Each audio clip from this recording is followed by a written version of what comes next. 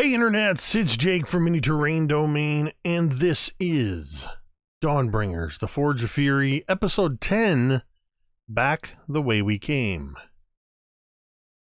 Before we get into our game proper tonight and our announcements, I'm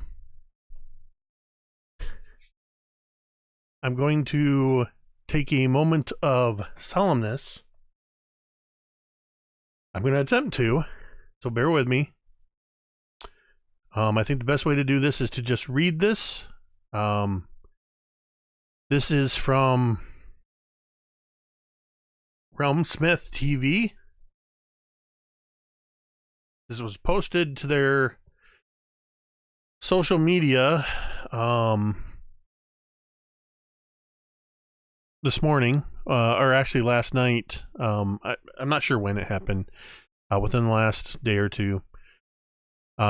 So this is from Realmsmith TV. Yesterday we learned that our beloved Todd Harris, who played Meagle on our live stream, took his own life. We are utterly devastated and appreciate all your prayers and thoughts as we grieve for our fallen brother. It was around 3 years ago that Todd and I and our friend Dale sat at a random party reminiscing about playing D&D in our teens and decided to start playing again. That night, Realmsmith was born. Without Todd, we wouldn't all be where we are today. Mental illness is real. Hug those you love a little tighter today. Reach out to that person in your life that you know is having a tough go. Our hearts break for his 2 sons, his friends, and all his family. We'll miss you, brother. Not quite sure how to go on without you, but we'll do our damn best to make you proud.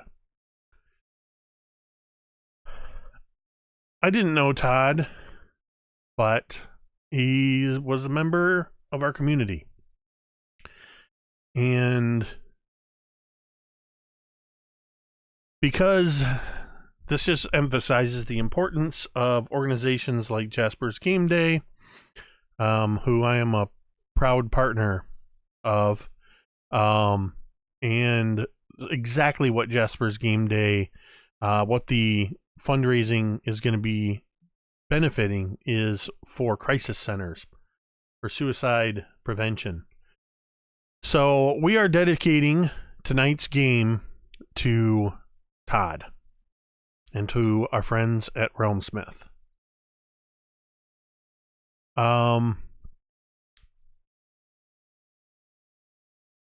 If you need help, reach out to somebody. If you know somebody's hurting, reach out to them. The national helpline is 1-800-273-TALK, or you can text 741-741. I'm working on getting that added to the chat commands as well. I thought I had done that already, but so yeah, we wanted to lead in with a little bit of a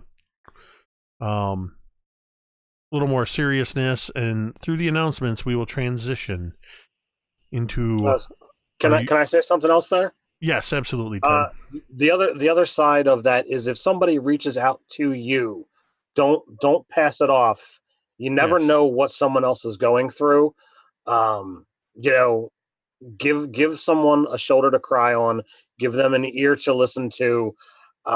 As Jake said, mental illness is real, and you never know, being that shoulder or being that ear for someone else could literally be a lifesaver. I think too many of us have been touched by suicide. So I will say, if you head over to Realmsmith TV, they do have more information specifically about Todd. They have some links to a GoFundMe that was started to benefit Todd's family, to help with funeral costs and arrangements and things like that. So tonight's game of D&D is dedicated to Todd and our friends at Realmsmith TV. So, which is also a great transition into looking down below here on Twitch. You will see that there is an information bar for Jasper's Game Day, who I have proudly partnered with and will be running in May a stream benefit, 5 days, 40 hours of gaming. All of that money is going to be distributed to local crisis centers and things that will benefit for the prevention and assistance with suicide prevention and awareness. I'm actually going to be meeting with Fenway and her family tomorrow to start talking through some of that stuff and shoot some video stuff. So thank you, Chesic Student. I just see in the chat dropped that hotline. Copy and paste that if you could, my friend. Chesic Student is actually one of our newest mods as well, moderator in the chat, as well as a moderator on the Discord channel as well. So please do post that every so often when you see new people popping in. I appreciate that. Yeah, so keep your eyes out for the more information about the Jasper's Game Week stream that will be coming in May, in just a couple of weeks. I think we're like 3 weeks away right now. So we're very excited about that. Something that I've been talking about for 2 months, because I just couldn't wait to post it when I did. The Sprint to 10,000 subscriber contest ended on Tuesday, which was also my 46th birthday. I celebrated by dying 2, maybe 3 times in Megan's Curse of Strahd game. Luckily, our weird little gnomish cleric keeps bringing me back, burning all of his spell slots. But the contest ended, and there were 3 lucky winners. Thomas D. from California and Scott U. from Oregon won the basic starter sets, miniatures, dice, and our grand prize winner was Chris W. from New York. And through his Twitter account, he actually responded, and I can't find it right now, but he mentioned that his daughter was eager to run a game for him, so this was going to make a wonderful surprise, which just made it that much cooler that he got the whole grand prize with all the books and everything, and that it's going towards his daughter running a game. So we need all the D&D in the world that we can get. Any other announcements and all that kind of good stuff will happen during our mid-game 10-minute break, if I remember to do that. So we are going to, I think we're going to go ahead and play some D&D. And usually I ask these guys, I have to like twist their arm to see who's going to do the recap. But I decided I'm going to do the recap tonight. I'm going to do it in do something a little bit different in the narrative style here. Keeping in mind, we'll just slip into this. Most of you that are here, I think you know what happened last week. So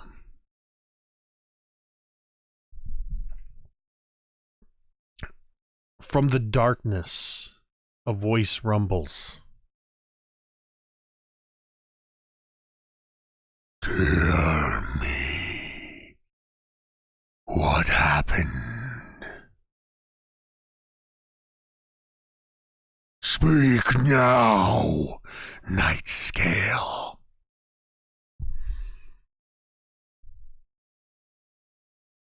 From elsewhere in the shadows, briefly illuminated by flickering flames, is an ethereal, draconic presence, little more than specter in shadow.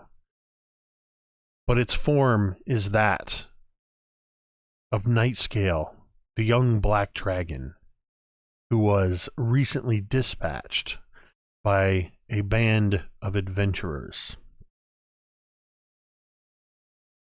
I did as you asked. I slumbered within the deep bowels of Kundrakar, that filthy dwarven redoubt. I purged the place of all remaining dwarves, except for the filthy grey dwarves that began seeping in. I know not what they were doing. I gathered the loot and treasures of Kundrakar for myself, and I made a home deep within its black lake. I tunneled for miles from the lake and mere outside of the stone tooth. None found my secret entrance. And I watched, and I waited. And none came but the orcs and the troglodytes, and the gricks and the other creatures that inhabit the dark, wet places. But the dwarves, the orcs, they were so far above, there was no worry of them.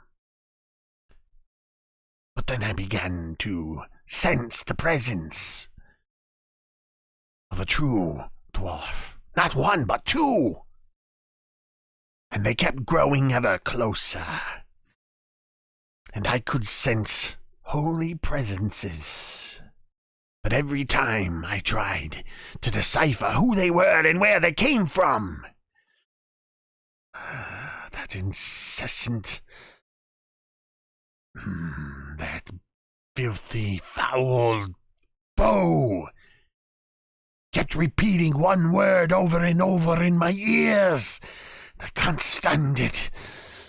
If respite from that voice is my only reward in death, then I accept it, for no more shall I have to hear the sound Cantriel, Cantriel, Cantriel! Silence! Quit your incessant whining and just tell me what happened. Yes, my lord. They've grown strong. I'm not entirely sure that they know what they are involved in. But they have the bow now. It shouldn't be long before the secrets begin to unravel. I could smell on the human the taint of death and the familiar odor of your once adversary Gothias the vampire. His scent was stronger than it should have been. Yes. They were stronger than anticipated, and before I could get away, they killed me. So in life, I can no longer serve you, but perhaps in death, or even undeath, I can serve you, O great Charladon. Yes, perhaps. But there are others. And now we return to the caverns far below Kundrakar, at the Black Lake, the lowest level of Kundrakar and the Stone Tooth. You have bypassed some levels within this fortress. You have wended your way through the Glitterheim, then found passage down into the foundry and through the blade works, where you found the Grey Dwarves up to something, but what, you're not entirely certain. And then you found the young black dragon Nightscale, with all of the treasures and hoards that he had piled up of Kundrakar here in the lake. And here you sit, where you've been for the last several hours, recuperating and resting, regaining your strength, regaining reinvesting in your magical energies. Talmud was very weary following his enraged attacks versus Nightscale. And upon seeing the splendors and treasures within the lake, particularly the second weapon of Durgadin the Black that he had personally recovered, and for the first hour or so, Talmud clutched this magical battle axe, seeming to be untouched by age, no tarnish upon its surface. He clutched it and stared, rubbing a calloused thumb over the mark of Durgadin the Black, until eventually he just sort of slumped against the rocks and now lies with his arms and his knees curled around this battle axe, clutching it alongside Gerta, his familial warhammer, or maul. None too softly snoring, his snores blending in with the sound of water lapping against this island that was the nest of Nightscale. Elsewhere around this chamber resting are Griveth, Big, Thorgarn, and Cantriel, who herself holds a strange and powerful bow. Cantriel, we're going to get to you in just a moment. What are the rest of you doing during this period of respite following your defeat of the dragon? And I'm going to start with Griveth.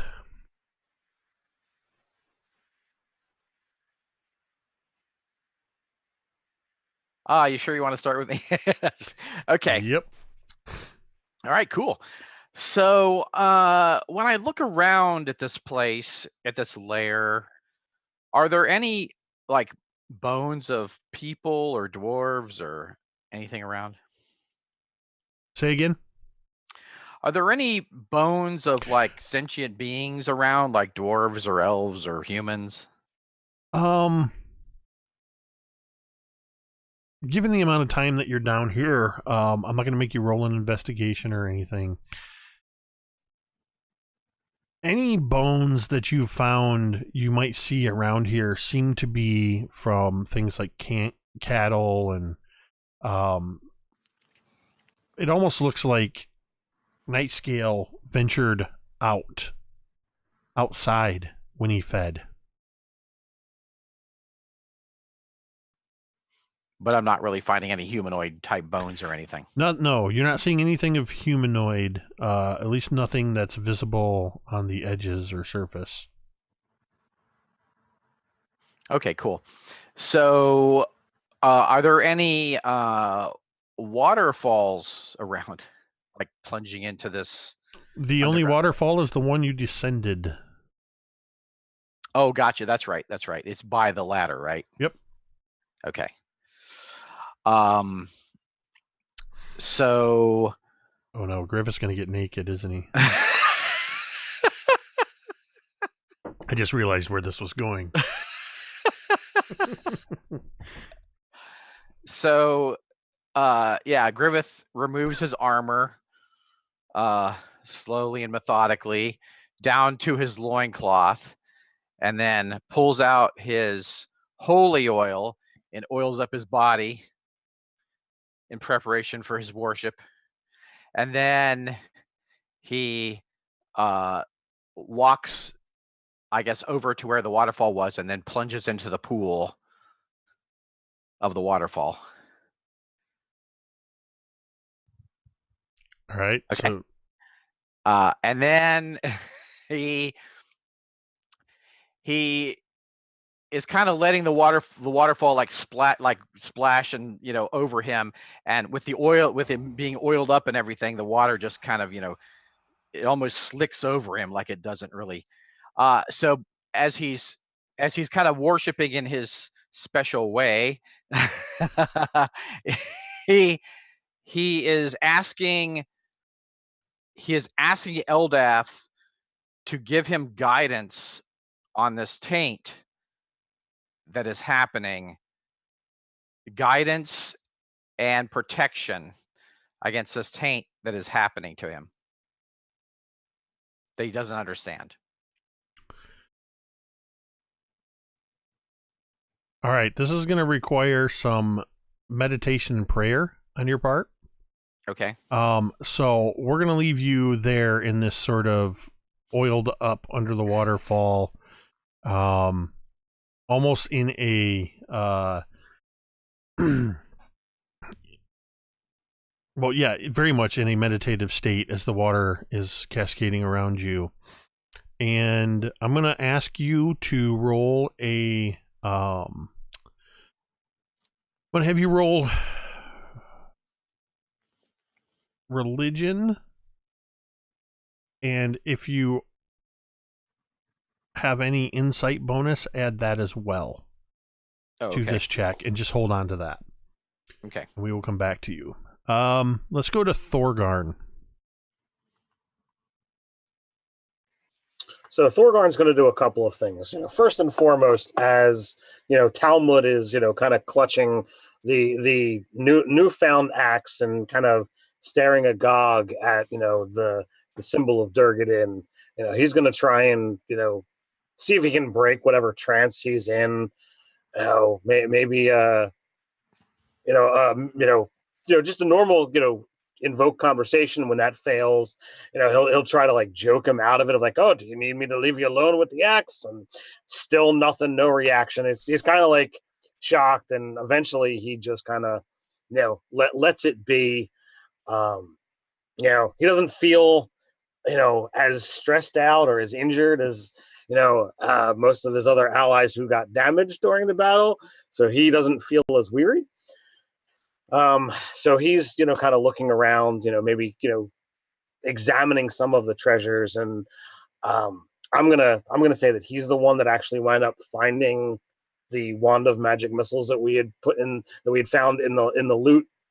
And since Fig is kind of labeled himself as the arcane caster of the group, I know that Cantriel's got some magic, but she's also got the this really sweet bow. So he's going to insist that Fig takes the wand of magic missile. I don't know if you want to respond in any way, Fig. I think that you find Fig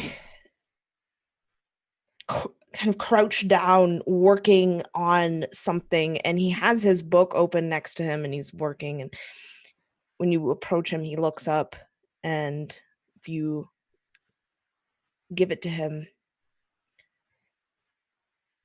So Fig, I think this is something that would probably suit you well. I'm not entirely certain what it is, but it definitely seems magic-y, and that seems to be your flavor.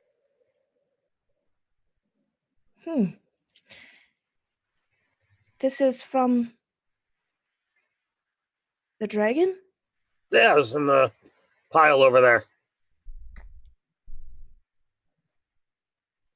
Curious. And he would take it and start looking at it. Thank you for thinking of me when you looked at this wand. No problem.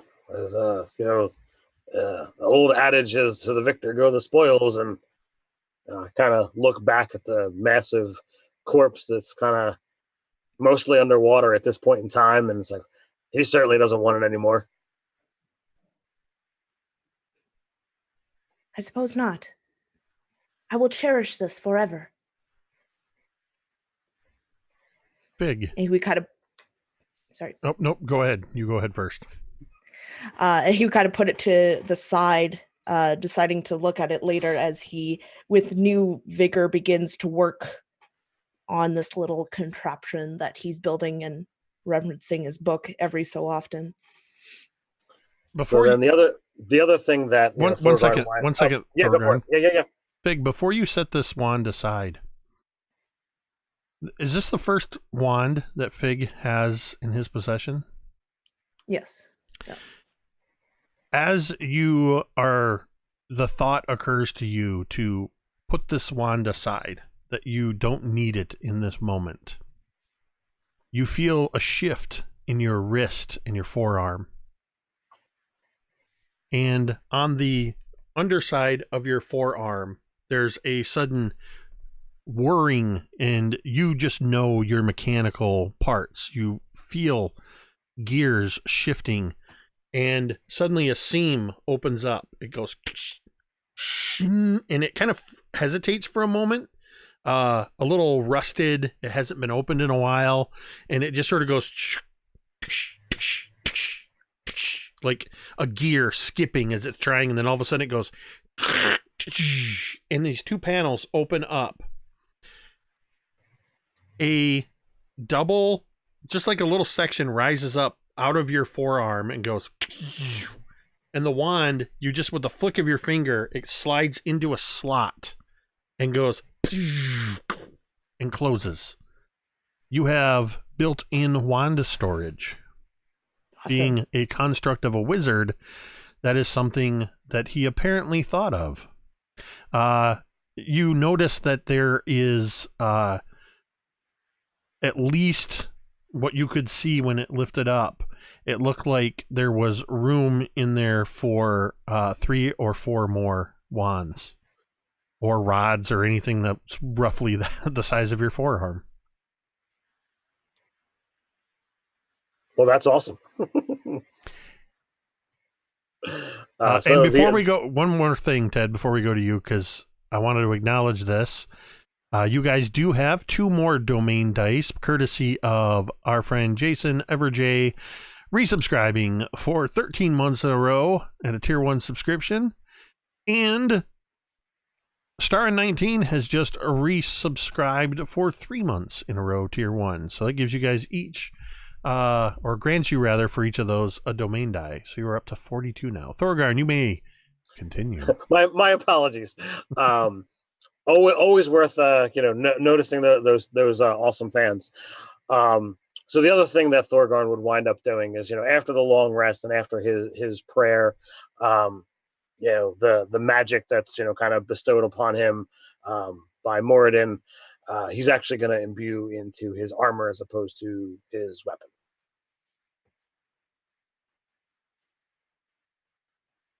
That's it. Okay. So Fig continues working on this, whatever this contraption is. Thorgarn, Griveth, and Talmud are off on their own. And during this time, Cantriel, you have this bow. And despite the fact that you heard your mother's voice calling to you, you saw a spectral form of her, and it seemed to actually point at and go into this bow. It takes you the better part of an hour of time spent with this bow before anything real starts to happen. As you begin to attune to this bow, you see, of course, just by looking at it, you can admire this bow's beauty. It is fine elven craftsmanship, a combination of what looks to be primarily moonwood inlaid with gold. As you start to reach this, a little over an hour with it, just sort of tracing your fingers along the wood, you begin to notice that there are some runes carved into the moonwood, but they don't, when you touch them, there's no physical trace of these runes. They're not carved into the wood from the surface. They appear as if they were carved from within. In total, there are 5 runes on this bow. over the course of the last few moments spent with this, 2 of the runes have started to glow.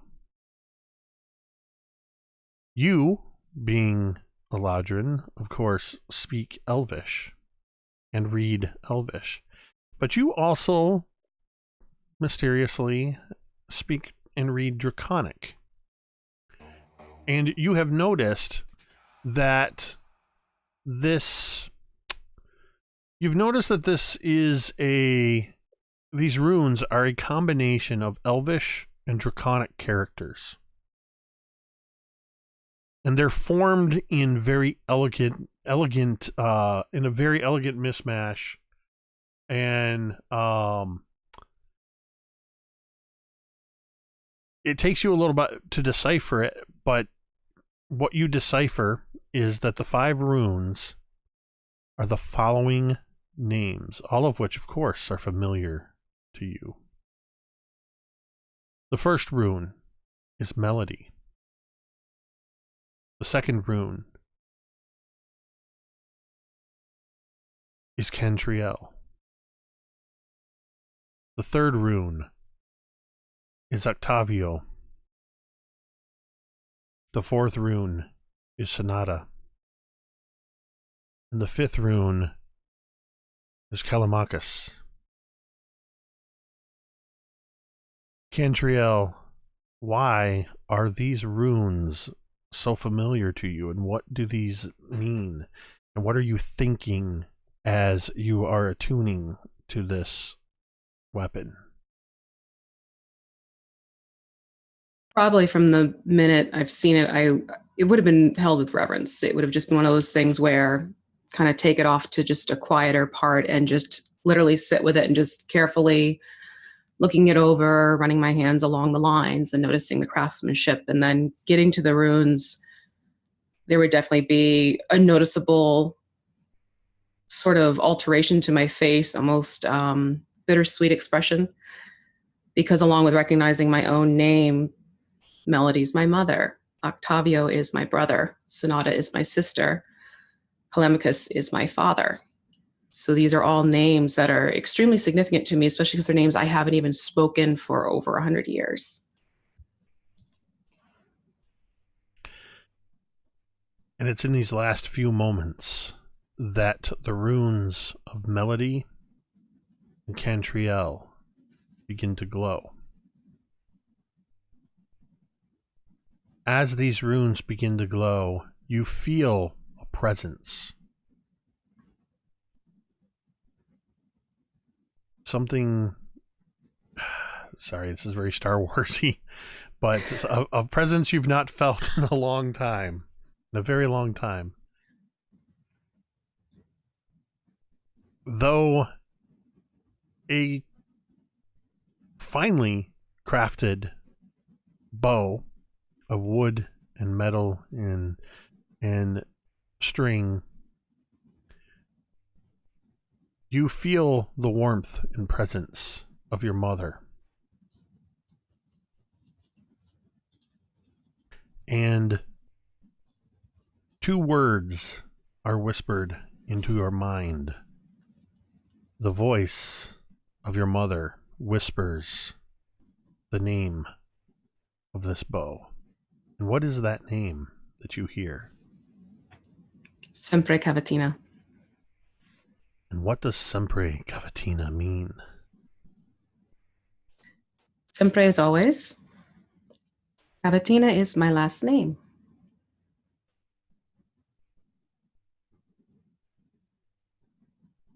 And after that name is whispered to you, you again hear the voice of your mother. Cantriel.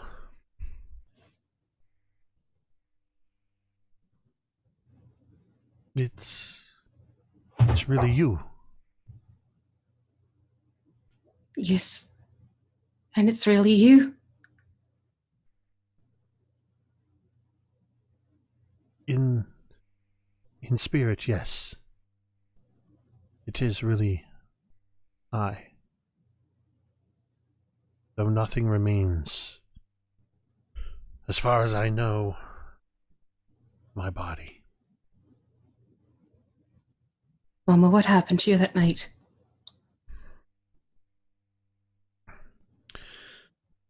I'm afraid many of the particulars have been lost to both time and the events that led to me being here, imbued within this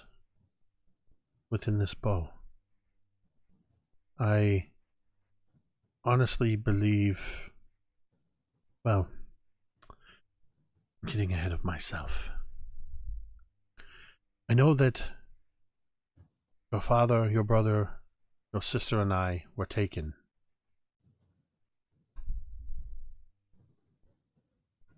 As I said, many of the particulars of that are...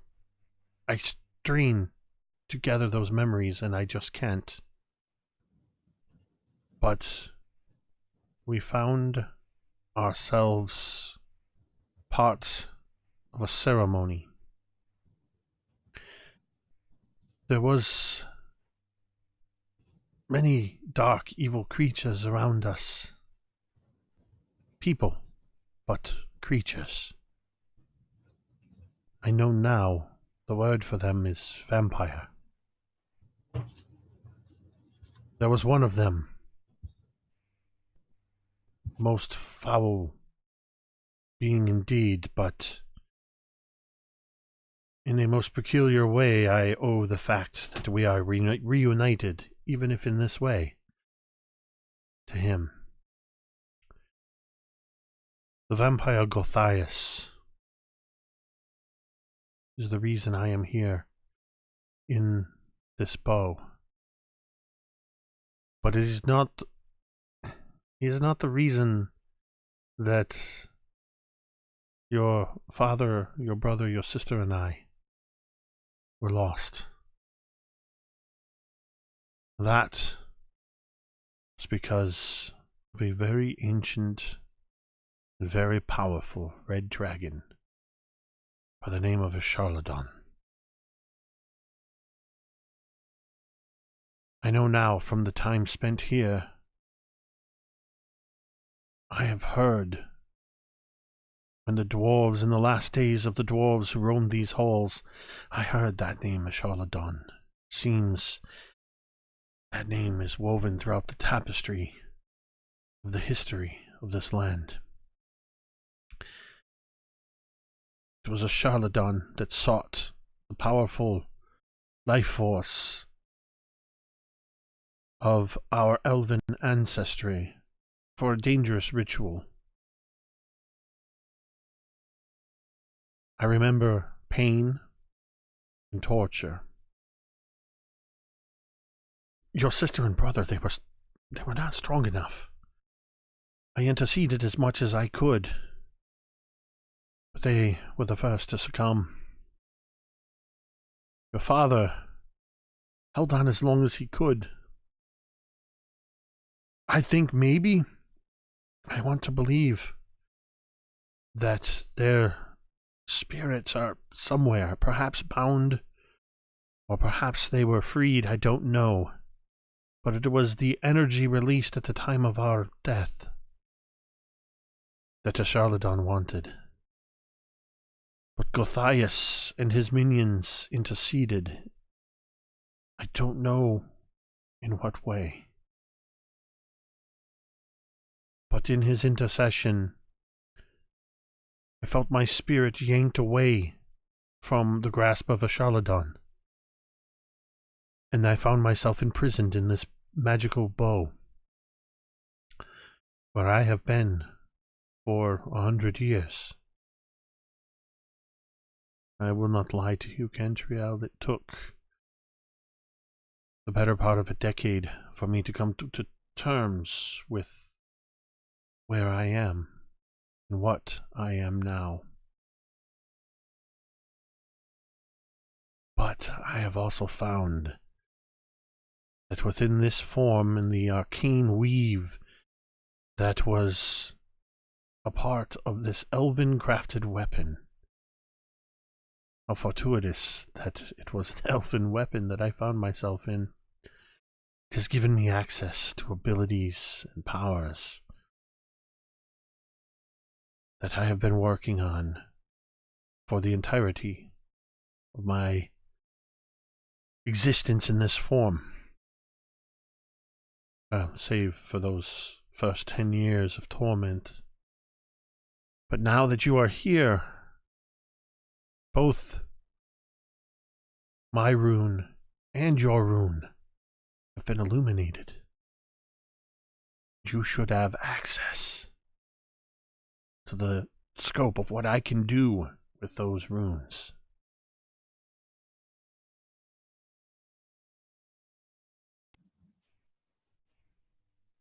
So this really means you're all gone. In the sense of what you were hoping, no doubt, to find your parents and your siblings alive and well. Yes, we are gone. But if my rune's glowing, and your rune's glowing, but theirs are not, what does that mean for me? For you? If we can find perhaps what happened to them, if we can perhaps find some evidence, or if we can find the vampire Gothias, or a charlatan, defeat him, perhaps their spirits will be freed, and they can join us. I honestly don't know. I've spent years carving and honing those runes.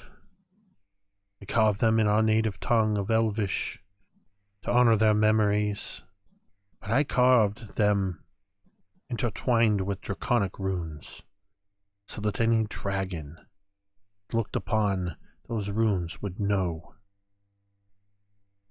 the names.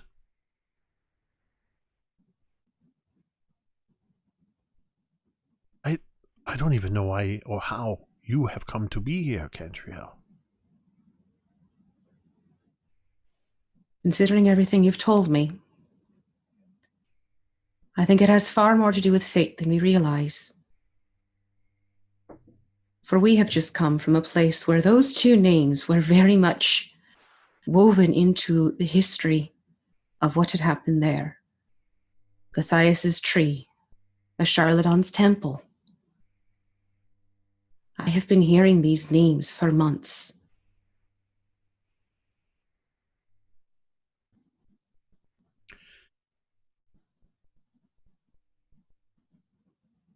Then there are forces perhaps even greater than vampires and dragons that are working, intertwining all of our fates. Perhaps, although I should dare to hope that the gods would care about us, but perhaps gods have taken an interest in us. Well, according to one, there's a god who's taken great interest in him. And with that, we'll shift momentarily over to Griveth's. What did you roll on your religion insight check? Segue. Okay.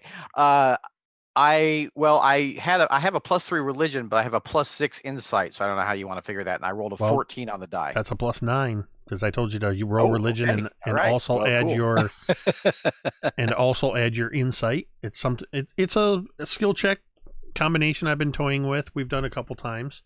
Oh, okay. Okay. So yeah, you basically got to add both of those to that. Yeah, so 23 then.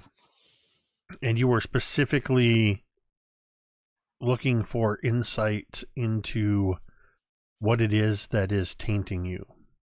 Yes. Within the crashing of the waterfall, you succumb once again to the sound of the rushing water around you, using all of your physical energy to hold yourself upright in posture as the full weight of this waterfall cascades down over your shoulders and on your head. But it's in that rushing of water and in that crashing sound that you begin to hear the melodies and harmonies of a song-like voice. Though your eyes are closed, you see that you are back in that crystal cave. Light dances around on the crystals. You see the form of Eldath. But they stop. Shadows play across the light that illuminates from Eldath. Shadows that look like dark, twisting branches of a gnarled and old tree. Griveth, I can come no closer to you. I can still hear you. I can still see you. What have I done? You must undo what you have done. This tree, it is darkness, it is evil. This is the darkness that taints your soul, that creates a barrier between you and I. I have brought evil into your house. It was an innocent mistake, but it is one that is not easily undone. Tell me what I must do. What must I do? You see the form of Eldath peering around the branches of the tree, and the tree seems to stretch its branches. You hear that kind of sinewy crackling of wood as it's moving, creaking, bending to block Eldath. Eldath kneels before the tree, pushes away some of the soil. You see that the roots seem to recoil away from the touch a little bit. And then Eldath's hand plunges into the soil, and the tree cringes as the hand pulls something up, several dark roots clinging to it. Eldath holds up the seed. The single seed that fell away from the Gothias tree in the bottom of the Sunless Citadel when it was turned to ash, the one that you picked up. This is the taint on your soul, Griveth. You, like the roots reaching down through the soil, the roots of the Gothias tree, now wrap in and around your soul, threatening to choke it off and cut me and you off, unless you can find the source and it turns to dust. But the roots work quickly and reform it. Only you can do this, Griveth. You must find the vampire Gothias, whose spirit was freed when you destroyed the tree. The vampire Gothias has gone home to Night Fang's spire.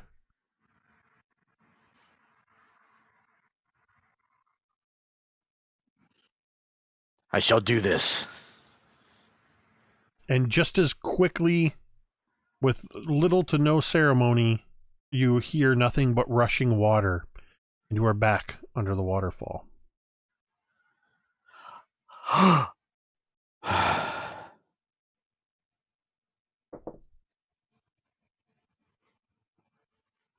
I make my way back to the party, and you all notice that Griveth is kind of a little like more withdrawn than he usually is. He just kind of stays to himself, sharpens his sword and prepares his gear, and then kind of rests in a fetal position, like when he finally dozes off. So Jake, we're coming out of a long rest with this, and Griveth had said something last session to Thorgarn about trying to look into what was going on, because I did pass, was it a religion or an insight check on him, and I had sensed that there was something off and wrong about him. Yes. So, like, if I took ceremony, there are a couple options with that ritual. One of them is an atonement. Now, he doesn't know exactly what's going on, and I'm not certain how much Griveth is going to want to share. But can I select that as one of my spells for today, or is it already too late in the session? I don't see any reason why you couldn't. All right. So when Griveth then comes back from his experience at the waterfall, Griveth, might I have a word? Of course. So you asked me to kind of look in and see what was going on with you and this whole corruption thing. And again, just because he stepped aside doesn't mean that Thorgarn's going to lower his voice to any real degree. So anyone that might be overhearing is gonna hear. Moradin does have a number of spells that he sends my way, but sadly I don't have. Moradin knows nothing of my troubles. Well, Moradin grants me access to magic. So... Leave me alone, dwarf. Okay.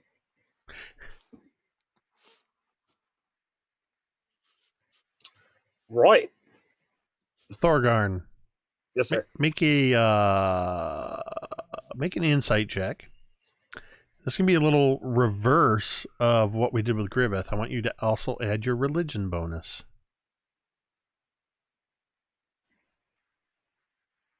$21. A certain spectral priest that is always accompanying you. Father Griffin. You sense as Griveth tells you to leave him alone, and you just say, okay. You just hear from the father. But the relationship is somewhat changed over the last day with Father Griffin. While he still looks up to him, he doesn't feel as a failure. Even though the father has actually passed on, the mission didn't fail because Moradin actually eventually bestowed power upon Thorgarn. So he kind of holds himself a little more upright. Not that his not quite 4-foot frame is all that tall to begin with, but he does rather than just looking over the shoulder, he does kind of turn and hold himself up. And what is it that you're seeing here, Father? You are touched by the gods now.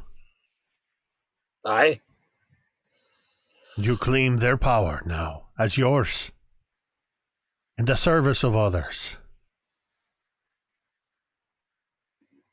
I agree. Is that man not a friend of yours? Well, it's sometimes yes, sometimes no. Yes, he is. Sometimes You have to help those who need help, even when they don't want it. Right, but what Moradin is showing me here is not something that I can just kind of wave my hands and make happen. It's a process, and if he doesn't like it, he's gonna walk away well before I get finished. I mean, unless you want me to tie him up. I mean, that could always be done. I'm not telling you to tie him up, but I'm not telling you not to either. Persistence and faith. That is all I'm telling you today. So now I imagine that, I'm not all that far, maybe 2 or 3 steps away from Griveth, and obviously Cantriel is there, but they can't hear the father speaking. So they're only hearing half of a conversation. Yep. So feel free to do with that as you will, my friends. So what is Fig doing while this somewhat ridiculous scene is happening? Because we're all hearing voices and he's not. I for technical reasons, I can't see our normal side chat, but I keep seeing out of the corner of my eye the little flag, so I see like one line at a time, and not all of them. But I just saw that Fig is the only one not hearing voices, which is going to make this next narration very awkward. When I planned this character, none of you guys were all, as crazy as I was. I just had a really great idea, and I think you're all just like, you know what? I want to get on board with that too. Fig is fully absorbed, and I would also think that Fig thinks that this is fairly normal about how normal people act, because this is the only interaction that he's ever had with people. We've warped him. Oh my gosh, I never thought about this, because every one of them talks to somebody else. So, all right, granted with that, how long before Fig starts having pretend conversations with no one that's there just to fit in? He would start off by talking to Brown Gnaw at first, just having conversations with the rat. All right, so if Fig is going to be engrossed in what he's working on, I'm gonna stride purposefully over to Cantriel. Talmud. All right, let me backtrack. I'll go to Talmud, and he continues to ignore me, which is only adding to my frustration. Talmud or Griveth? Talmud, said go away. Griveth said go away. Talmud is ignoring me. He's still into his axe, and whatever else is going on with him.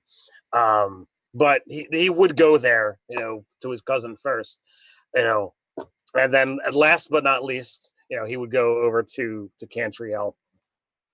Cantriel, might I have a word? Yes, of course. What's wrong? So you've been traveling with, our wayward friend over there, and I'll kind of just, give a head nod in Griveth's direction. And I know with those elven ears you got there that you've pretty much heard all the stuff that's been going on with pretty much everything. So you heard yesterday when we kind of sensed that there's something wrong about him. Yes, he's been off since he joined us back in town. Well, he said, is there anything that might be able to be done? And I'm just new to this whole spells thing. And frankly, I'm not the best at it.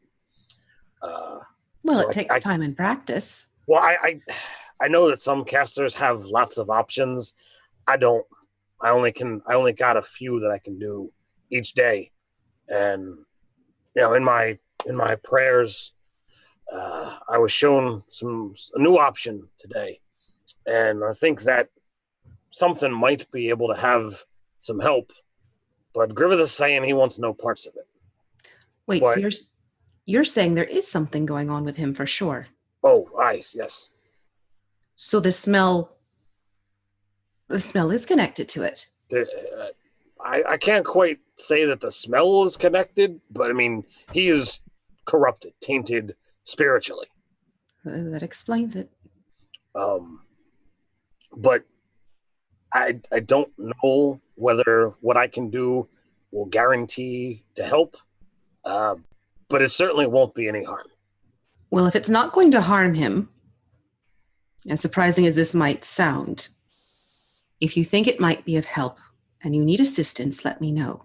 Well, he said he wants no parts of Moradin's power, but the god of forging, the god of creation, you take one thing, and in its raw form, it's not there. It's not anything to really look at with pride and have a use, but with work and with effort, it can be shaped into whatever it is that is desired. A tool, a weapon, what have you. Well, I can use some of that power and possibly reshape this corruption out of our friend, but it takes about an hour.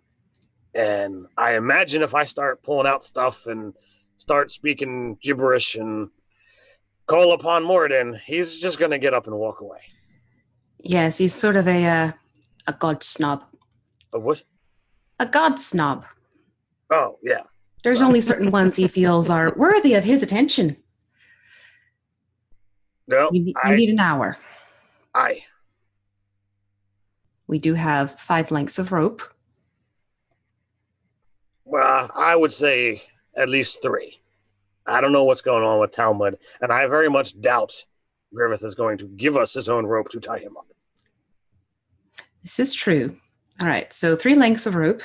I don't recommend tying anyone up and forcing your religion upon them.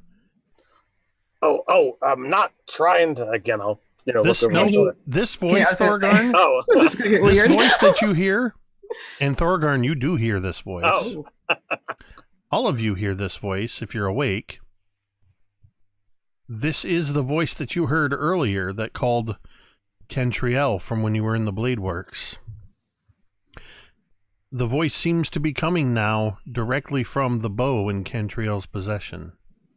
So, at first, when I hear this voice, my reaction to a unheard voice is to look over my right shoulder, and I'm shocked when I don't see a spirit that's there. Oh, yeah, And- Father Griveth is like, well, it wasn't me.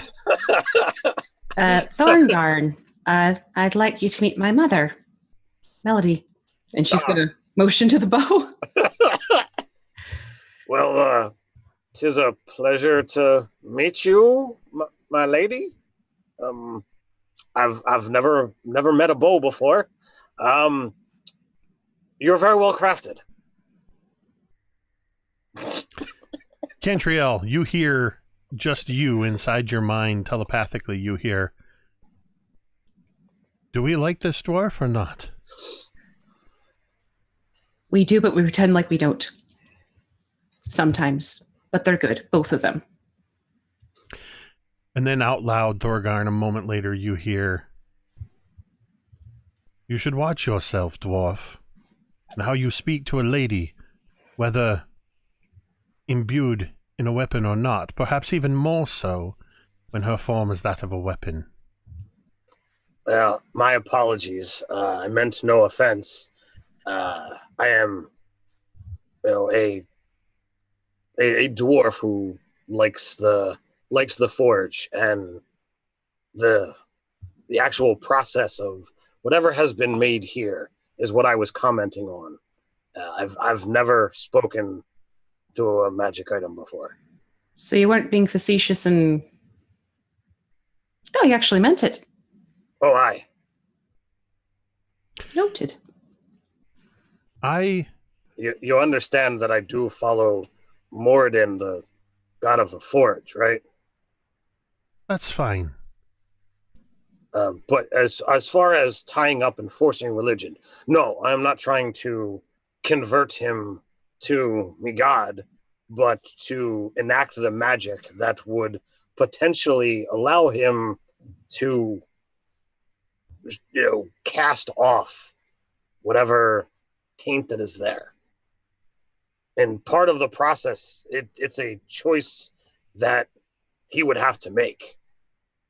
It would not be a process that I'm entirely in charge of. I direct the magic, or so I'm told. I've never done it before. Well, far be it from me to presume your abilities, but it sounded to me as though you were intending and suggesting, and this, you have heard this tone before, Cantriel, in your youth, this slightly admonishing tone of your mother, suggesting the possibility of tying up this human and forcing something upon him. If I am going to be accompanying you, I should like to meet each of you. And I would speak to this Griveth before you resort to tying him up. Oh, this is going to get very interesting quickly, Mother.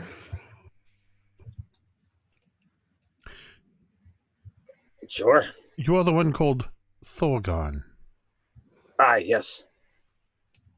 And you are some sort of priest?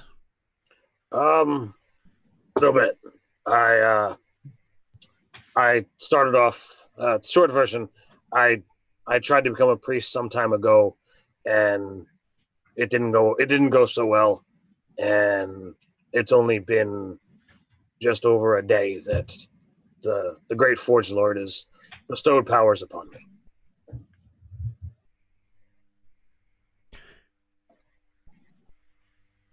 Well,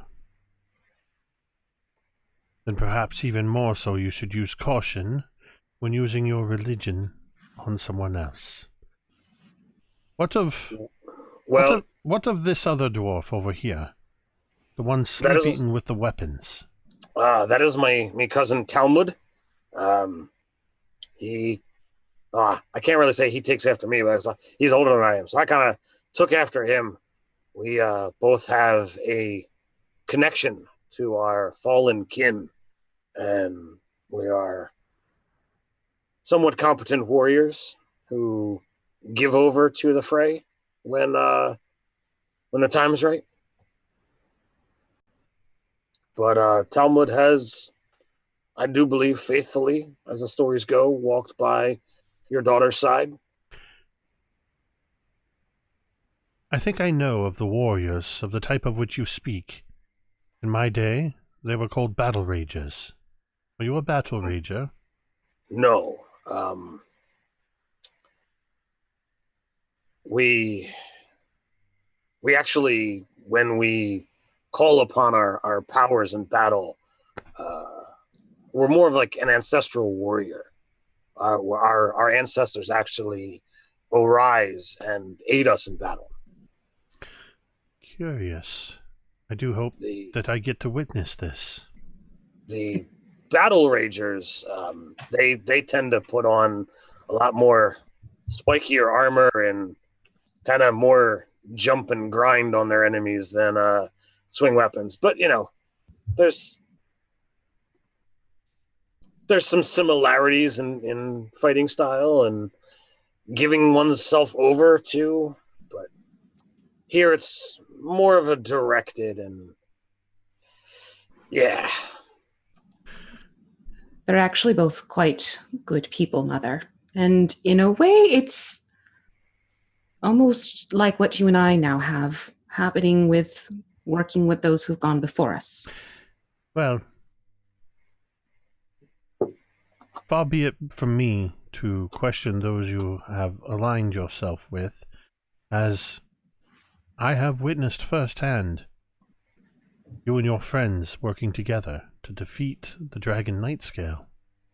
And you've made it this far, into the depths of Kundrakar. Now, what of you, machine? No, Mother, that's Fig, and he's quite lovely. He. He, You have yes. designated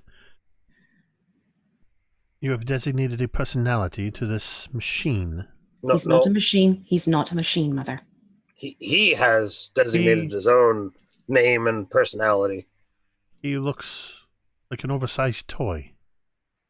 Which he is most definitely not. Does he speak for himself? Yes, once his friends are sure that others understand that he is not a toy. Or will you continue to speak for him, Cantriel? Again, Well, I've that gotten quite good at it, admonishing Mother, tone. actually. Oh, look, we're picking back up where we left off. So you can see a vein kind of pulsing in Thorgarn's forehead, and he is using all manner of restraint to remain in a neutral posture and silent while all of this is going on. So he will turn and kind of give a shout out, Fig, could you come join us over here for a moment, please? Fig stands, I imagine, and he will be right there momentarily. Quite a large book. Should I bring that as well? Only if you so desire. Right. But, Thorgarn, you cannot look what is in my hand. I cannot what? You cannot look at what is in my hand. Do you promise? Oh, okay. It's a surprise. Oh, okay. I believe that is what they call it. he will cover his eyes. And Fig comes up, and Cantriel, you see he's holding this cube in his hand, and it glows with this blue light, and it's made out of these whirring cogs and gears that seem to be in working order, but you see that a few pieces are still missing from this cube. She'll look over and Fig, my mother would like to say hello and get a chance to meet you. Mother, and she's going to motion to the bow.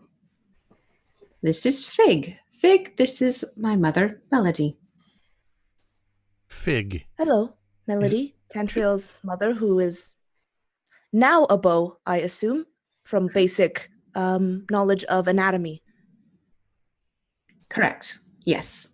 Fig is a peculiar name for a machine. Yes. It is actually not my name. It is a nickname that I have given myself because my full name is Figure to Prometheus. And that seems to be a bit long for a lot of people to remember.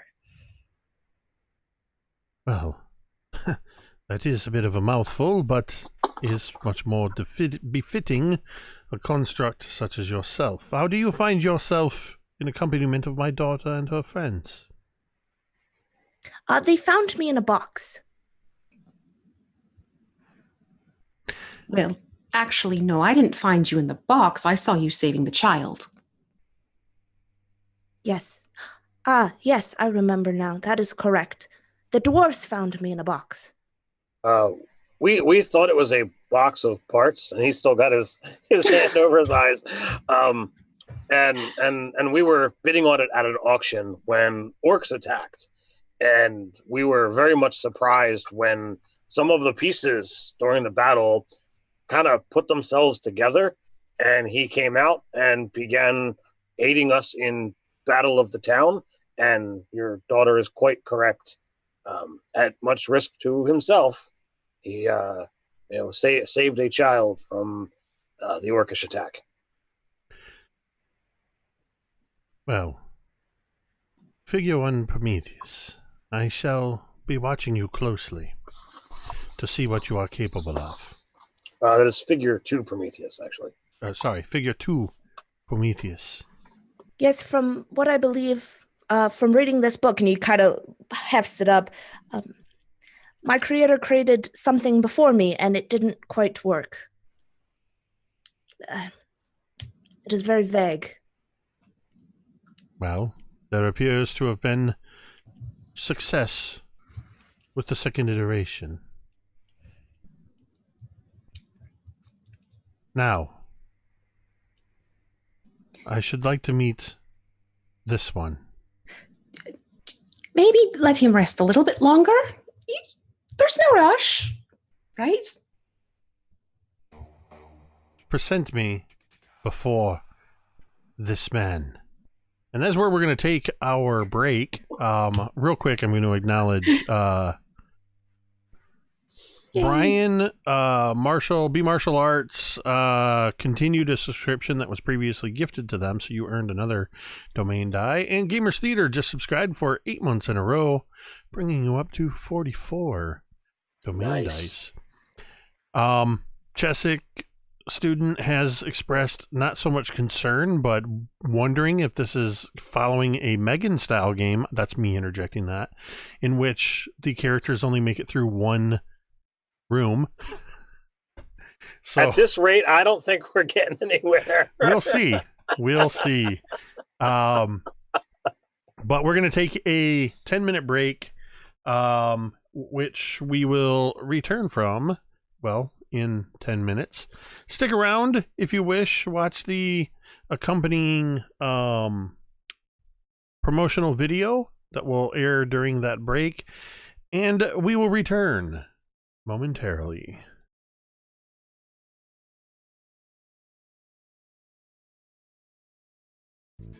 Hey internets, it's Jake from Mini Terrain Domain, and this is The Intermission. Mini Terrain Domain, or MTD, is a channel dedicated to the love of and participation in the world of tabletop role-playing games.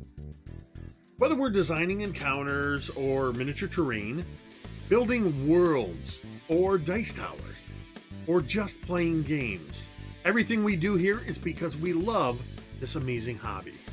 That is why the mission statement of Mini Terrain Domain is simply imagine, build, play. If you like to watch live play or actual play D&D games, you can do so at twitch.tv/Mini Terrain Domain 3 days a week at 8:30 p.m. Eastern. On Sundays, you can join us for Cult of Personality, a long-running campaign set in the Tomb of Annihilation adventure setting. On Mondays, you can join us for All That Glitters, a Waterdeep Dragon Heist campaign guaranteed to be epic proportion. And every Thursday night, you can join us for Dawnbringers, the Forge of Fury. This is a series of mini campaigns going across the gamut of several well-known modules. Season 1, which is available on youtube.com/Mini Terrain Domain, took place in the Sunless Citadel, and Season 2 is currently taking place in the Forge of Fury. If you can't join us in the chat for our live shows, that's okay. You can usually catch the roleplay, or rather the replay, on YouTube just 2 days later. If you're a fan of what we do here and you'd like to support what we do, there are a variety of ways you can do this. First, simply follow the Twitch channel or hit the subscribe button on YouTube. Next, make sure you follow all of the participants of each game or show on their various social media platforms. To do this, if you're watching live with us on Twitch, you can simply type an exclamation point and that person's name into the Twitch chat, or on YouTube, you can look down below the information bar and all of their links can be found there. Finally, if you would like to provide monetary support, which flows right back into the production of the channel so we can continue making great content, you can join the growing list of patrons on Patreon. Additionally, you can also use Ko-Fi or Coffee to buy a coffee or two. I like coffee. But the absolute best way to support the channel is to follow and subscribe on Twitch and YouTube and join us in the chat. If you have an Amazon Prime account and you link it to your Twitch account, you can subscribe to one channel per month absolutely free. No matter what you decide to do, we are just happy to have you here. Thanks for watching and stay tuned for more great content in just a few moments. Remember, metadata!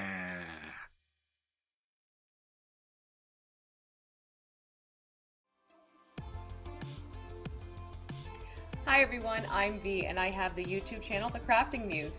Please be sure to go over there and check it out if you too would like to learn how to make some tabletop terrain, paint miniatures, as well as some game accessories. I'm always happy to have new subscribers over there.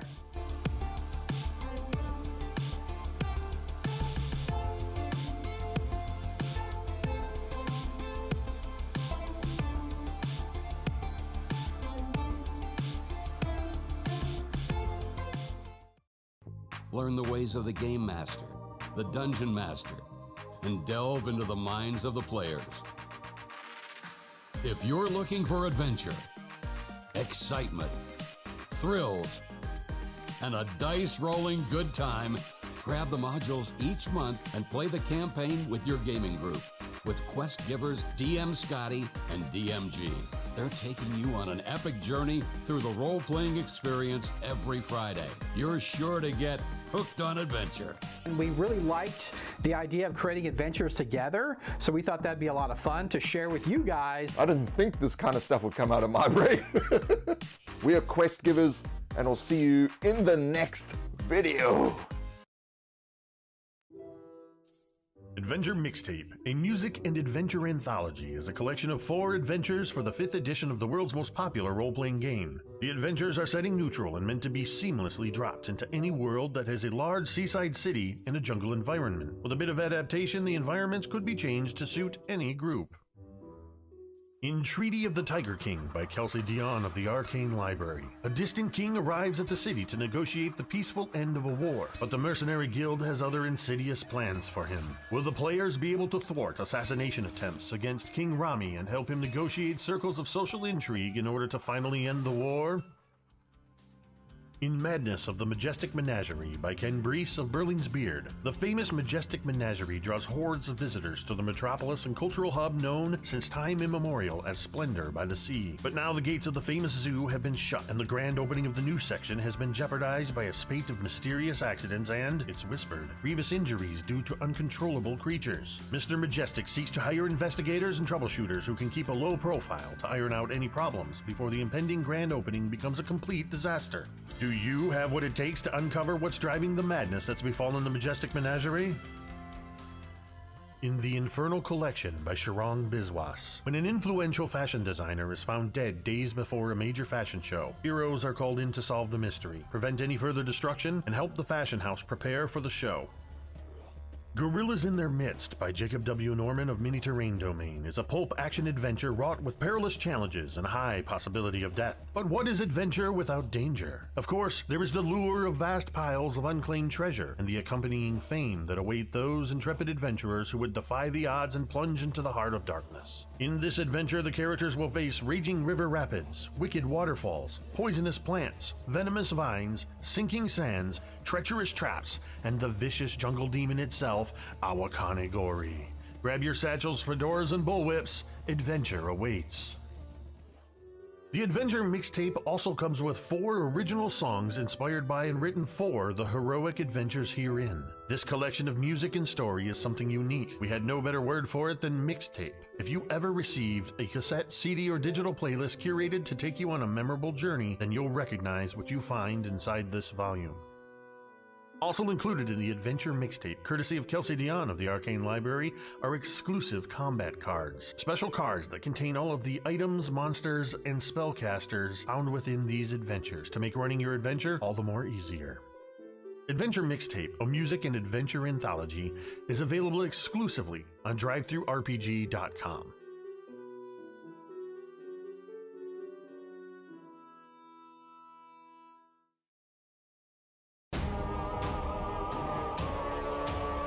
Cry forth, Once home to the most wondrous kingdom the world had ever known, blasted to nothing in just a fortnight.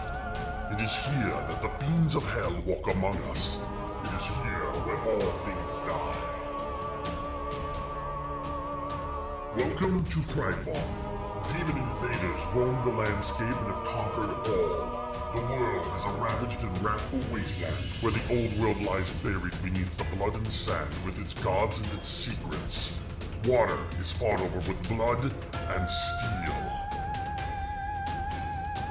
Compatible with the 5th edition of the world's oldest fantasy role-playing game, this book contains all new character creation options, including all of the familiar classes with new aspects befitting the ravaged wastelands of Griveth, along with new backgrounds, subclasses, spells, feats, and so much more.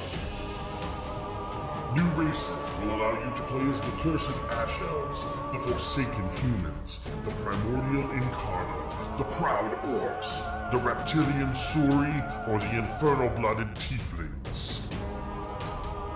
New game mechanics such as blood, grit, and effort give your games an intense focus on lethality and survival.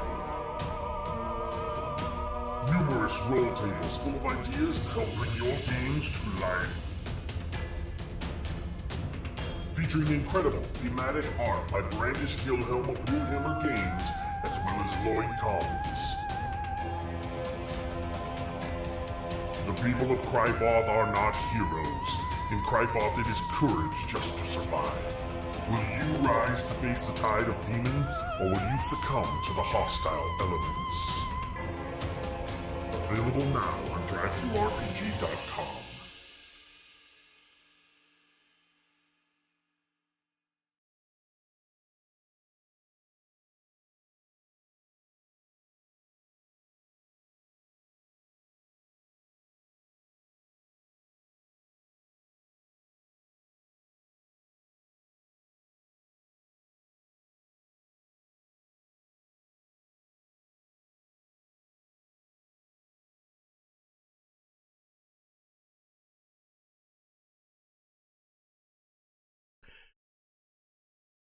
And we're back. All right.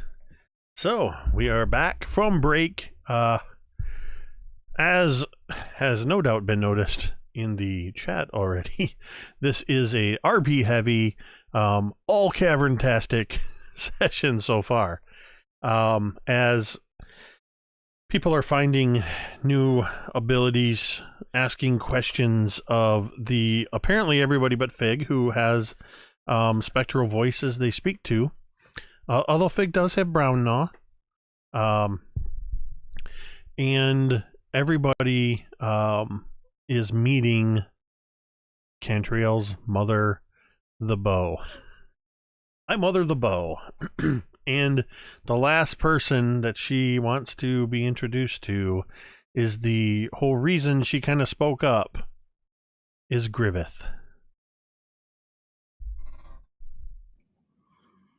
Yes, the sitcom coming to Netflix, My Mother the Bow. My mother the bow. My mother the bow who's meeting the man who wants to be my bow. Oh no. There we go. Well, just remember, Cantriel, you have a say on whether he's your bow or not. Of course you do. This is going to be so weird. So Cantriel, hearing her mother asking in such a way, would get up and walk over to Griveth and kind of just sort of with one of her toes nudge one of his toes. Griveth, are you awake? What, Cantriel? His face hello. kind of lights up. So is your armor back on, or are you still in just That's a what I was just going to say. Yeah, that's a good question. Are you lying there oiled up and wet in a loincloth? Are you decent, or am I going to be? I am decent. My armor's not on, but I'm wearing the under. Okay. Yeah. Right. That's better. Well, Griveth, this is going to sound... Well, odd doesn't seem to be the right word, because quite frankly... Nothing from you would be odd. You can tell me anything. My mother would like to meet you. Oh, what? My mother, Her mother. soul is it's been incorporated into this lovely bow that was in the treasure pile. And she'll hold up this bow and just sort of extend it out and like move it back and forth. Your soul didn't pass on? Oh, that's just here? It's in the bow. It's a long story, but Mother, this is Griveth. Griveth, this is my mother, Melody. I don't know what Fig did, but I kind of walked in the direction of the voices, and I've still got my hand over my eyes. Oh no! But I'm trying to, not see but hear the interaction and see what's going on. Make a perception check at disadvantage, Thorgarn.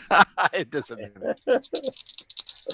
All right, a +1 to my 11, so that's a 12. You managed to avoid walking into the water. You're able to kind of follow the voices and maneuver over there. Griveth, you hear, as you say this about how tragic that the soul didn't pass on, you hear this voice. It is a tragedy that I have come to terms with over the last century. You need not fear for my soul right now. Has your daughter told you of our love? Griveth. Has she confided in you yet? No, I didn't have a chance to catch her up on the dynamics of our interactions. Oh. I guess that's a bit awkward. Oh, just a tiny wee bit. In your mind, Cantriel, you hear, he likes you. A little too much. He likes you a lot. Unfortunately... Yeah, his eyes definitely sparkle when she's close. Unfortunately, we have that effect on others. And then out loud, I am, as Cantriel has told you, I am Melody Cavatina. But now, I am called Sempre Cavatina. It is so nice to meet you. Who are you? Who am I? I am Griveth, Paladin of Eldath.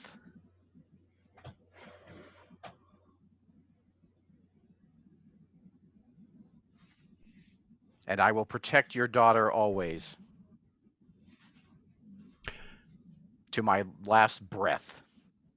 This I have pledged to her. Cantriel's going to think in her head, yes, this one seems to be a little bit more influenced than others normally are. Give me a persuasion check, Griveth. Oh, okay. or if you prefer, performance. Yeah. Oh, okay. Check my character sheet here. Wait until you meet my dad. Uh-oh. He's a great axe. No, I'm kidding. Oh, 10 total. See, I would have said a suit of armor. Oh, there you go.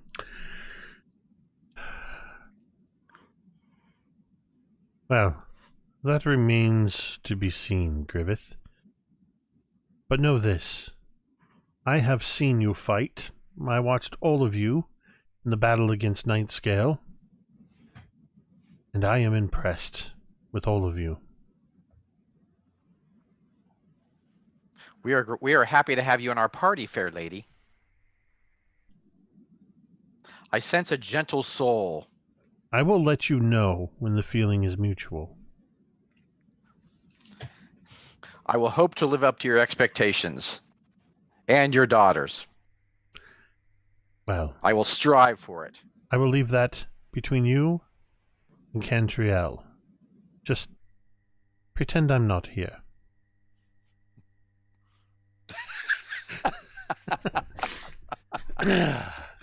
Awkward. Yes. At the same time you say that, Cantriel, you hear in your mind from your mother, well, this is going to be awkward. You think? It's been this way for quite a while. Let me tell you. I got stories for you, Mom. Right? All right. Unfortunately, I don't know anything about this place in which we are in Kunjakar, since I have only seen this place after Nightscale took me here. Nightscale used a passage under the lake that is at least 5 miles long, that stretches to another lake in the outside world. I fear, unless all of you can breathe underwater, that will be of no use to you. So, we will probably have to go back the way you came. Ba-dum-bum. Roll credits. Da-da-da-da-da-da.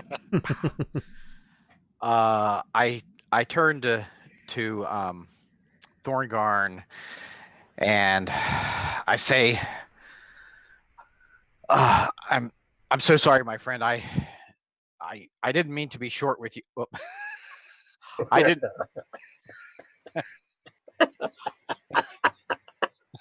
I didn't mean to cut you off. I know you want to help me, and I just learned some troubling information from my goddess. I know you want to help me. How do you wish to help? Well,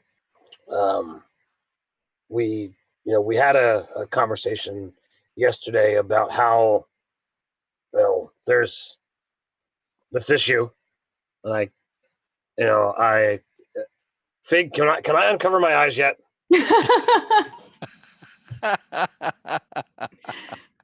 Yes, I shall put the object behind my back. Thank you. So the issue that we spoke about yesterday, I've got something that I would like to try. I don't know how successful it will be. There will be no harm that will come to you in the attempt, and it might get you on the right path, or it could solve the issue. I don't know which. But I'm willing to try. Thank you, friend. The whole process takes about an hour, and I imagine that there'll be back and forth, and you'll have to maybe answer some questions. I never done this before, so we can give it a shot when and if you want. Let us begin without delay if the rest are okay with this. Hey, Talmud, got any problems? Right. All right. I don't think he's going to be getting up anytime soon. I mean, Axe. I mean, I might react the same way if it was the faux hammer, but this is, Thorgan's nice and all, but come on. So I got a couple things from, back when I was working at the temple. So I get out a couple candles. I have a simple white cloth. I'm gonna try something with this. Might I borrow your holy symbol? Oh yes. So he gently lifts it, looks at it, kisses it, lifts it off his neck, hands the silver image of the waterfall. So I put the holy symbol, the holy symbol of Eldath, the waterfall, down next to the holy symbol of the hammer striking the forge of Moradin. I put out the couple white candles, and then I pull out that cracked tile or piece of a tile, and I hold that in my hand. I feel like this symbol is the thing that showed me that I was ready. I saw something that no one else saw, and it was only shortly after I found this and decided to keep it of when when Moradin decided to come to me. So I feel like this is more important than the one that I had been wearing. I won't get rid of the other one, but this one holds more power to Thorgarn. So over the next hour, I begin, mostly chanting in Celestial, and calling upon the powers of both Eldath and Moradin. Calling upon what little I know, that this warrior of good. You've used the word paladin around me, yes, I believe. Mm-hmm. This holy warrior, only seeks to right the wrongs that this world has, and something in his past is affecting him on a daily basis, and he wishes to move on. And I'm hoping that the spirits that are around me will kind of temporarily manifest during this. So that's up to you, Jake, if that works. Sure. So a human shows up, and you hear the name Filane, and those of you who can see, he's dressed, very much for battle, in a suit of armor, and emblazoned upon his shield is the symbol of Helm. You see a dwarven warrior who holds a ghostly image of the warhammer that you've seen me wielded, many times. A female gnome, only a little bit shorter than myself, decked out in wizard's robes, dark skinned, as a deep gnome in her spectral form, and a very obvious dwarven priest blazoned upon his chest is that hammer and forge that he now holds so reverently. And they ask, as a group, you hear this in unison asking Griveth, do you know what misdeed you have done? Okay, so as it rises to a crescendo, and like the spirits are kind of swirling around me in a miasma. I don't think they're swirling, like they come to and they're forming the circle around. Oh, okay, so they're circling around me. Mm-hmm. Suddenly Griveth's back kind of arches, and you see his eyes turn black, and like, when the veins under your skin turn black, that you see the veins under his skin like blacken and lattice across his face, and he kind of swishes his hands like this, and the spirits fade like fog on the wind. Oh, damn. and he says, "This one is mine. He is bonded to my magics." And then Griveth just goes and just collapses on the ground, and then suddenly wakes up, and he's like, "Did it work? Did it work? Am I free?"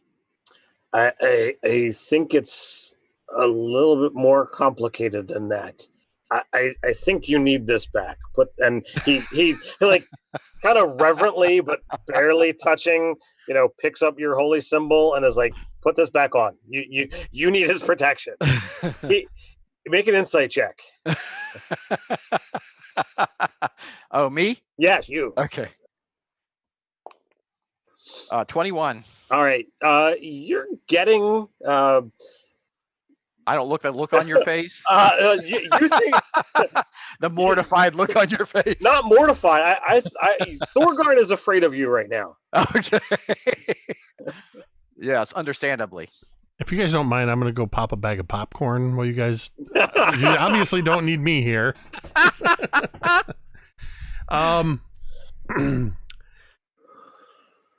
Griveth, Yes.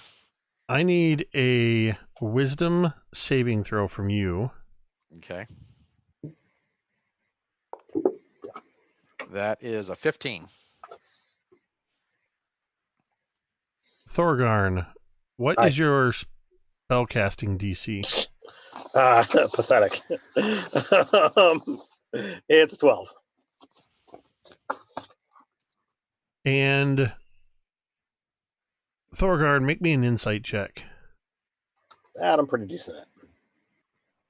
And because of the spirits and the ceremony, I'm going to have you do this at advantage. All right. Well, I rolled a 19 on the die on my first roll, so it's not going to get much better. So yeah, 23. I didn't crit on my second roll. Yeah, that'd been funny if you got a crit. While would have been nice. while you're definitely intimidated by Griveth, and you can sense that you can still smell that scent of death that emanates from him.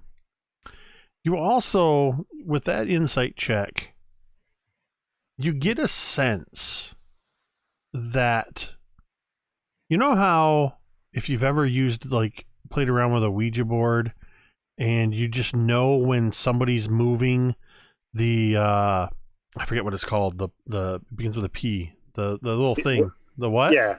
I was gonna say the piece. I don't know what it's called. It begins with a P. What was that? Planchette? Yes. Yep. Planchette. When you can feel when somebody's like deliberately moving the planchette. Usually because you yourself are trying to deliberately move it and they're moving against you. You get that little bit of a sense in Griveth's reaction. You don't think even Griveth knows that in some bizarre way, Griveth seems to almost be holding on to this corruption. Oh, that's pretty spooky dangerous. So, I guess the question would be, are you going to keep that to yourself, or? I don't do that. Sorry. Thorgarn's got too much going on in his mind to keep stuff to himself. So he's got that he notices, but he's also worried. Those spirits, other than the father that is there normally. Those other people were, his previous adventuring party that obviously has passed on. So he's trying to make sure that whatever transpired when they were whisked away, that they're still okay.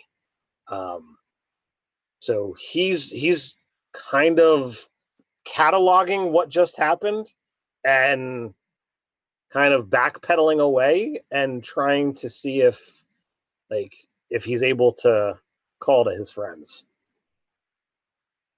To the spirit friends? Yes. So he's whispering, what was it? Leskin, Filane, and Shamorla, seeing if any of them wind up coming back.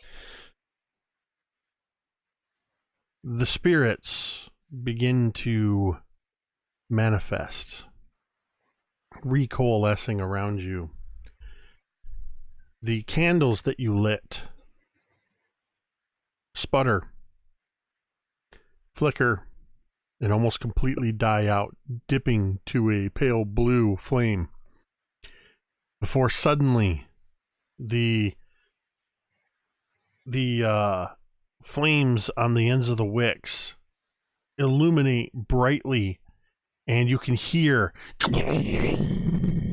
as gouts of flame shoot 10 feet in the air from these candles. The spirits that surround you, Thorgarn, they begin to swirl and coalesce all around your group. And the firelight creates this illumination throughout this cavern. And as these forms shoot up towards the ceiling of the cavern, you see shadows begin dancing along the cavern ceiling, forming images. You see the shadows form a large draconic form. Another shadow grows out of darkness, forming a large tree. The tree dissipates into shadow. You see the large dragon shadow as a huge light forms. The shadow seems to separate in the center of the dragon's chest, and you can see a particularly bright reflection of the firelight dancing around in there, as if fire is dancing in the very chest of the shadow dragon on the ceiling. You see 5 silhouettes moving toward the dragon. 5 silhouettes in shadow.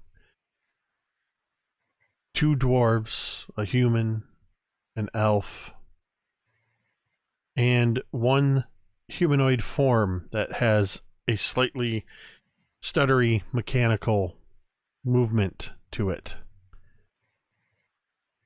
You see as out from both of the dwarves, they seem to expand, each of them, into first 2, then 3, then 6, then a dozen swirling forms. You see as the silhouette of the human draws forth a shadow sword, and a light brightly emanates from a shield that it holds forth. You watch as the elven shadow pulls forth a bow, and arrow after arrow after arrow launches, each arrow seeming to fly, almost taking on a humanoid shape as it launches forward.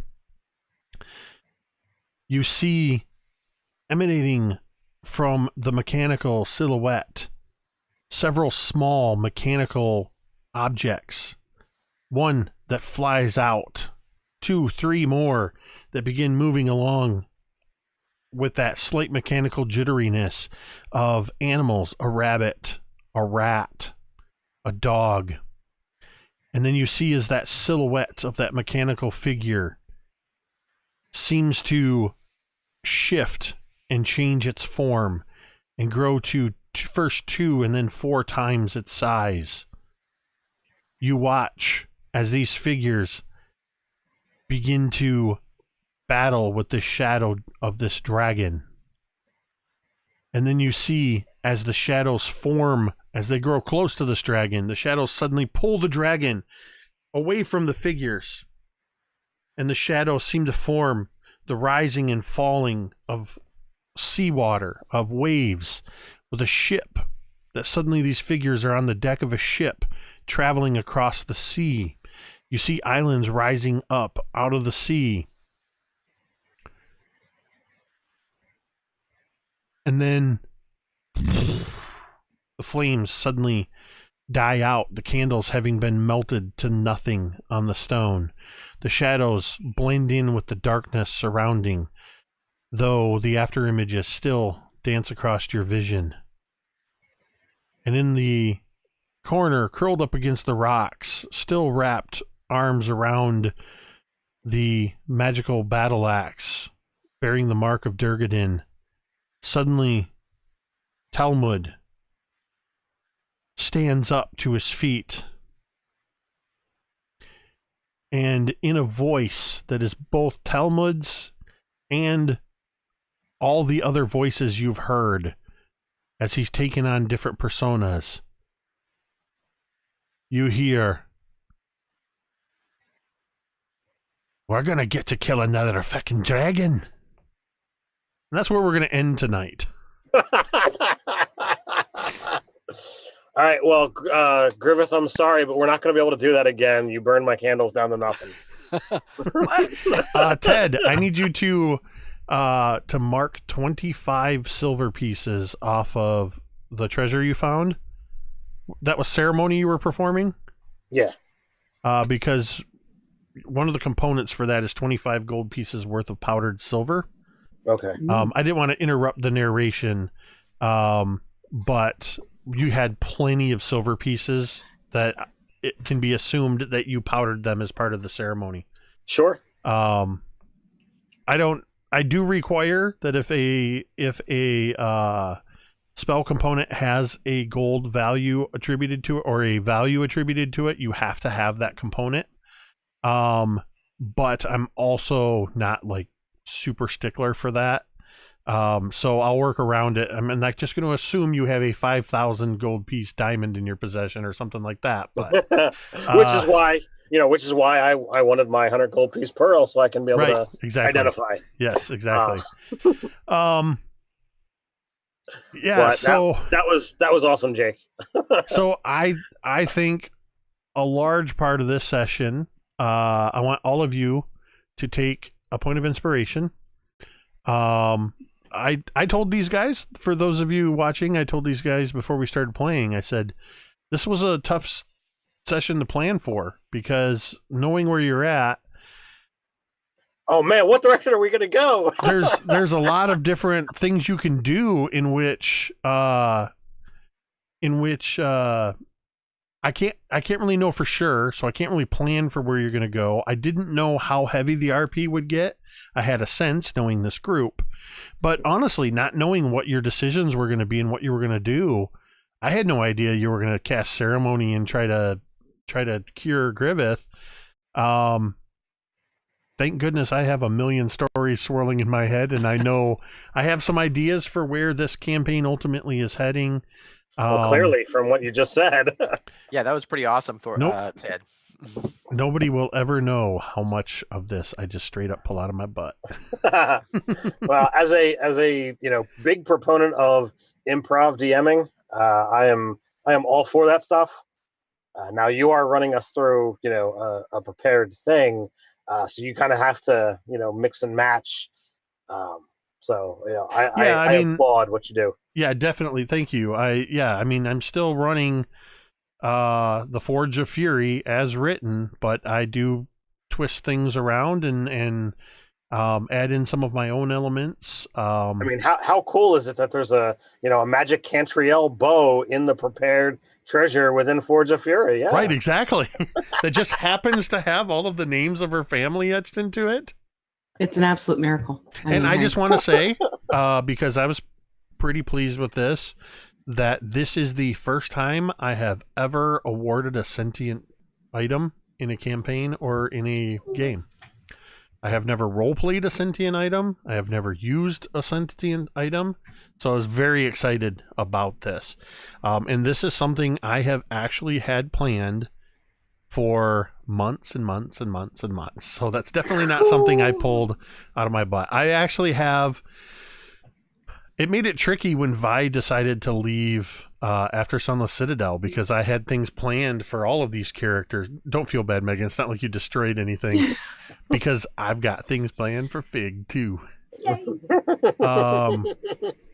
But yeah, to me, this is some of the most fun with this is interweaving all of your stories together in a way that seems to make sense, drawing on the inspiration of the prepared material. And I do a little bit of research from previous editions and lore of the Forgotten Realms, because both Forge of Fury and Sunless Citadel were actually I know Sunless Citadel was the first 3rd edition module created.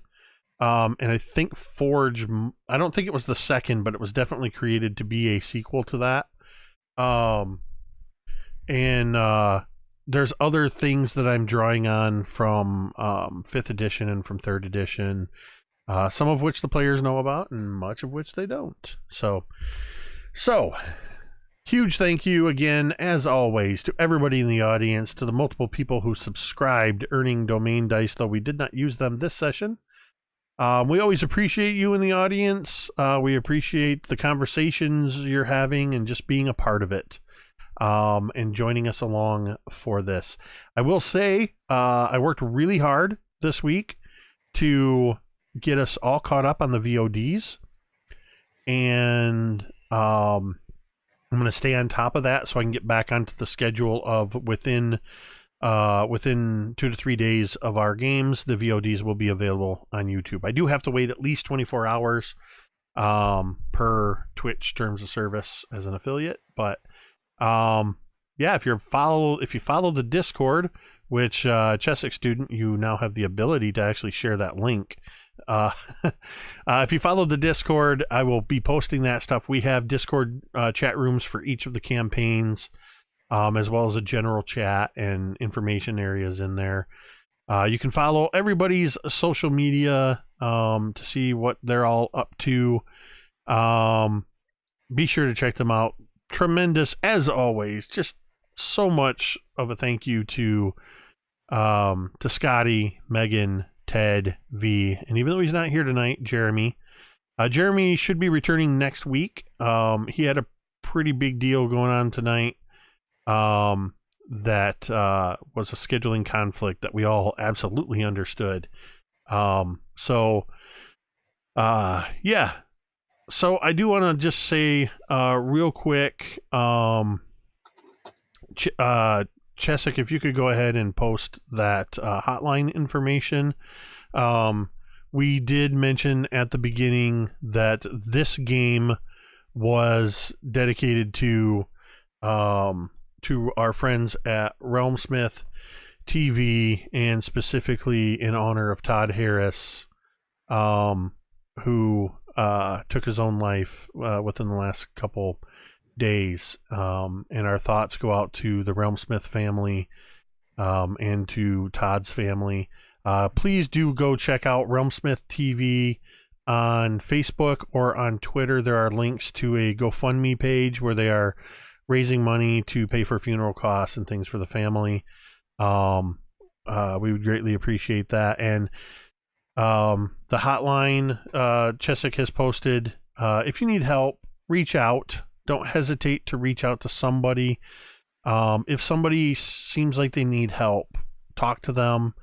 Even if it's just to tell them there's, this number that they can call. And if you need help, call the number, text the number, get the help you need.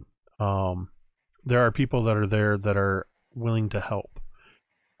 Stay tuned to Mini Terrain Domain. In just 3 weeks, we will be hosting our Jasper's Game Week, which is all of it is going to benefit suicide awareness and prevention, with money raised directly going to support crisis centers, local crisis centers. So yeah, just keep that all in mind. So with that, we are going to go ahead and end this game the way we end every game, and you can say it with me if you want.